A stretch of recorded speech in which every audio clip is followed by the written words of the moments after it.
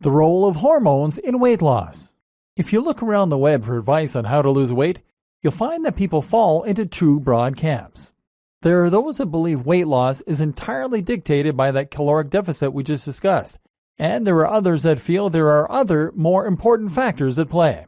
Let's take a look at some criticisms of the calorie deficit approach to dieting. Problems with the deficit. It is certainly true that your body needs to burn fat for energy once it has run out of other sources. It is certainly true that if you have no other means of getting that energy, you will lose fat stores and eventually you lose weight. This really is simple math, cause and effect. But the problem comes with calculating that magic AMR, active metabolic rate. These calculations are rough guesses at best, and they are based on nothing more than your physical features. The best calculations take into account your muscle mass, which is metabolic active. But even these don't take into account underlying issues such as the balance of your hormones. Simply put, some hormones help you to burn fat faster, and some help you to burn fat slower. These are directly responsible for how many of those processes that require energy are going on in your body at any given time, and how capable your body is of utilizing the various stores of energy available to it. Just a few of these hormones include cortisol, insulin, thyroid hormones, T3 and T4, adrenaline, serotonin, leptin, ghrelin, testosterone, estrogen, progesterone, IGF-1, human growth hormone, and many more. The problem is that we all have different balances of these hormones. These hormones are in constant flux and are affected by everything from what we're eating at the time and how stressed we are to how much sleep we've had and how sunny it is. Some people have imbalances in these hormones that are permanent, while others will use medications that can alter them. Those fitness gurus that ignore the role of hormones in weight loss can't explain why hypothyroidism or polycystic ovaries leads to weight gain. They also can't explain why using steroids builds muscle and burns fat. You may not have a condition like hypothyroidism, but the point to recognize is that these conditions are not really binary. You don't have to have or not have a condition, but rather, you can view everyone as existing somewhere along the spectrum. You might have a slightly lower production of thyroid hormones than someone else, or you might be higher in testosterone. This is why some people lose fat very easily, and it is why some people struggle to lose it.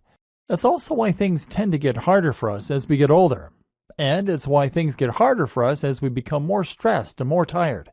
All of this upsets our hormone balance and puts our bodies into fat storage modes. The issue is not with a calorie deficit, but rather our ability to accurately calculate our own AMR. Not only that, but these hormones also play a very big role in why we struggle to lose weight. They make us hungry, low in energy, and depressed. And they contribute directly to fat storage around the midriff. This is before we take into account the fact that it is essentially impossible to calculate the precise number of calories burned.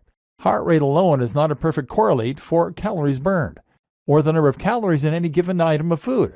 You really think that every single apple has the precise same number of calories in it?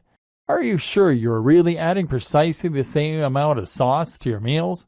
Then there's another fallacy of the calories in-out diet, which is the notion that our calories somehow magically reset at the end of the day, that we can make sure we're in a calorie deficit on Monday and then start again on Tuesday.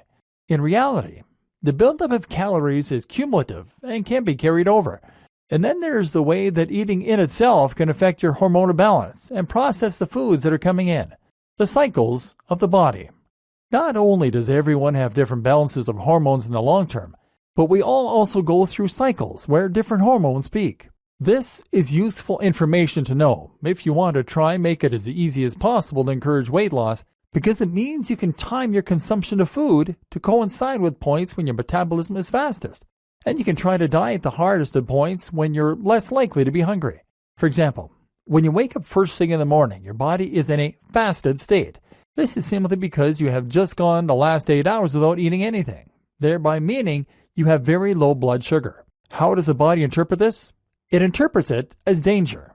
In other words, your body will now react by telling you need to eat, and you need to eat fast. If you don't get food into your system quickly, then you might starve.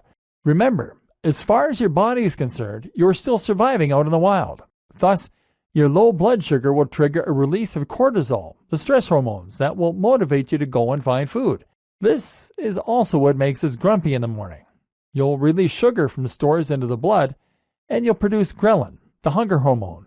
This also triggers the release of myostatin, a chemical that tells the body to burn muscle and use it as fuel. In other words, you're now in a catabolic state. This is further enhanced by the light coming in through the window, which wakes us by triggering the release of cortisol and nitric oxide in the brain. Once you've eaten, though, things change. Now sugar is released immediately into your body, which the body sees as good news. This triggers the release of serotonin, a feel-good hormone, followed by melatonin, which is the sleep hormone. This is why we often feel sleepy after a large meal. Now, your brain becomes slower and groggier, and you feel happier, but countless other activities can similarly alter your hormone balance. As it gets darker, for instance, we release more of the sleep hormone, melatonin. Likewise, if we're in a good mood and having fun with friends, we release more serotonin. Likewise, when we work out, this triggers the release of stress hormones, followed by anabolic hormones like growth hormone and testosterone to trigger growth. Ultimately, the body is constantly swinging between an on state called catabolic, or fight and flight, and an off state called anabolic, or rest and digest. When the body is hungry, harmed, or threatened, you become more alert and produce more stress hormones. At this point, you burn your energy stores because you need to keep going. But when the body is relaxed or you've eaten a satiating meal, that's when you're more likely to store fat and build muscle. The issue is where the next huge factor comes in: lifestyle. We'll look at that in the next video. But first, the roles of carbs and fats. As mentioned, the timing of your food and the way you eat can have a big impact on your hormonal balance. Likewise, the hormonal balance can have a big impact on the way that you're eating. For example, if you eat first thing in the morning, you break your fast. That is to say that you take yourself out of a catabolic state where the body is desperate for food and is burning fat. And some people will then try to extend this catabolic state for as long as possible as a trick to burn more fat. They might even engage in something called fasted cardio, which means that they'll work out first thing in the morning, before breakfast, so that the only thing available to burn is stored fat. Another trick is something called carb backloading. Here, you engage in intensive exercise designed to deplete the glycogen stores. Then you consume carbs, and as a result, they will be more likely to be stored in the muscle cells rather than being stored as fat. But the technique that most people are interested in is to avoid simple carbohydrates altogether. Simple carbohydrates are any carbs that release their energy immediately into the blood. These tend to be the sweetest carbs like sugar, cake, and white bread.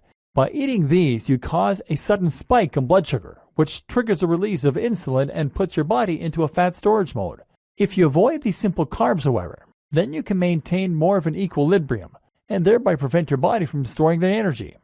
Instead, you'll simply be replenishing your blood sugar as it is being used up. This is the objective of many low-carb dieters, who will instead rely on complex carbohydrates and fats, which digest much more slowly and therefore release sugar into the blood at a slower rate as well. Some low-carb dieters and fasters will go even further to try and reduce blood sugar to the point that the body begins producing an alternative energy source, ketones. Do you need to worry about this? Is any of it relevant for losing your belly? Don't worry. Everything will be explained into a simple-to-follow program very shortly.